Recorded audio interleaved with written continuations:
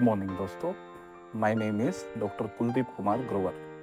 So I shall be speaking एक बहुत ही important topic जिसको बोला जाता है पल्मोनरी आर्टीरियल हाइपरटेंशन, जिसको हम मेडिकल भाषा में PAH बोलते हैं। सो ये एक ऐसी समस्या है जिसमें कि पल्मोनरी आर्टरी, जो कि हमारी मेन आर्टरी जो कि ब्लड सप्लाई करती है लंग्स को, उसके अंदर प्रेशर्स बढ़ जाते हैं। नॉर्मली प्रेशर्स 10 से 20 लेस देन 25 रहते हैं। सो जब प्रेशर्स ज़्यादा रहते हैं तो फर्स्ट एंड फॉरमोस्ट जो कि सिम्टम पल्मोनरी आर्टीरियल हाइपरटेंशन का होता है वो हमारा हाइपोक्सिया, मतलब कि सांस फूलने की दिक्कत होती है। तो इसलिए इसको कंसर्न इसलिए बोला जाता है क्योंकि यंग के अंदर पल्मोनरी आर्टीरियल हाइपरटेंशन किसी को डायग्नोस होता है तो हम थोड़ा वरी होते हैं। क्यों? क्योंकि उसमें डायग्नोसिस बहुत इंपॉर्टेंट होता है, क्योंकि ऐसे ही प्रेशर नहीं बढ़ता। पल्मोनरी आर्टीरियल सिस्टम हमारा बिल्कुल स्मूथ चलता है। क्यों? क्योंकि उसके अंदर ऑक्सीजनेटेड ब्लड, क्योंकि बिल्कुल ऑक्सीजन रिच ब्लड जाता है, क्योंकि वो लंग्स के अंदर सप्लाई करता है। अगर उसके अंदर किसी तरह प्रेशर बढ़ गया सो वो थोड़ा कंसर्न रहता है। उसके कोजेज क्या क्या है जो कि मेडिकल्स लिखते हैं। उसके कोजेज दोस्तों प्राइमरी सेकेंडरी है। प्राइमरी में जिसका कोज नहीं पता है, प्राइमरी पल्मोनरी हाइपरटेंशन किसी को जेनेटिक हो जाता है, किसी को किसी ऑटोइम्यून डिजीजेस हो जाते हैं जो कि गठिया रोगों से हो जाता है। प्राइमरी पल्मोनरी हाइपरटेंशन का बहुत ज़्यादा ट्रीटमेंट नहीं है। क्यों? क्योंकि अगर उसको बहुत ज़्यादा सीवियर केसेस में जब डायग्नोज होता है तो तब हमें कई बार बहुत सारी मेडिकल थेरेपी देनी पड़ती है। तो प्राइमरी पल्मोनरी हाइपरटेंशन बहुत क्लिनिकल प्रैक्टिस में दिखता है बट बहुत ही कम।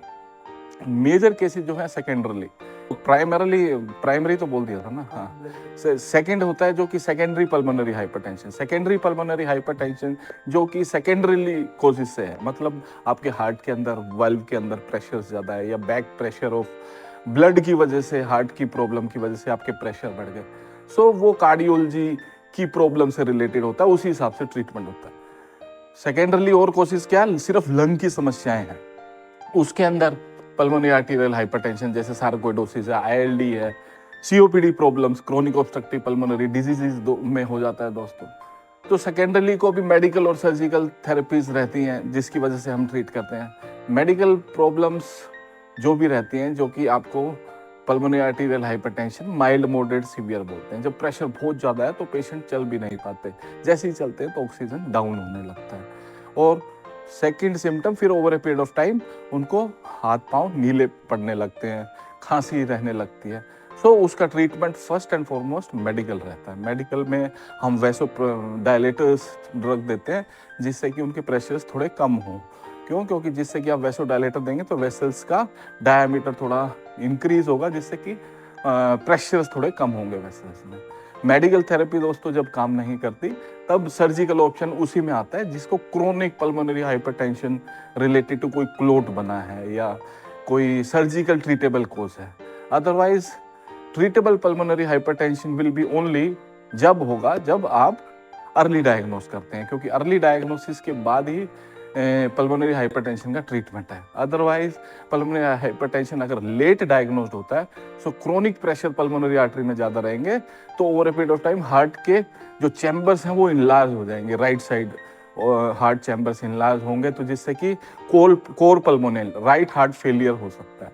सो राइट हार्ट फेलियर बहुत ही इरिवर्सिबल काइंड ऑफ प्रॉब्लम है जिसके अंदर लॉन्ग टर्म ऑक्सीजन और लाइफ कॉम्प्लिकेटेड हो जाती है। इसलिए सावधानी ही सुरक्षा है दोस्तों। पल्मोनरी आर्टीरियल हाइपरटेंशन अगर डायग्नोस्ड होता है तो उसको ट्रीटमेंट भी लेना बहुत जरूरी है। And first and foremost is primary prevention की। हाँ, हमें अगर सिम्टम्स कोई भी हाइपोक्सिया रिलेटेड लगता है तो हमें डॉक्टर को जल्दी ही दिखाना है। Thank you so much.